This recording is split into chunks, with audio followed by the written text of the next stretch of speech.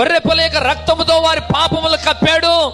ఇప్పుడు వారి దేహములు కప్పడానికి, ఆమేన్, దిగంబరత్వముగా ఉన్న వారి దేహాలను కప్పడానికి, ఆమేన్, సిగ్గుతో ఉన్న వారి దేహములు కప్పడానికి, ఆమేన్, మానం బట్టబయలవుతుండగా వారి దేహమును కప్పడానికి దేవుడు గొర్రెపిల్ల యొక్క చర్మములతో వస్త్రములు తయారు చేశాడు.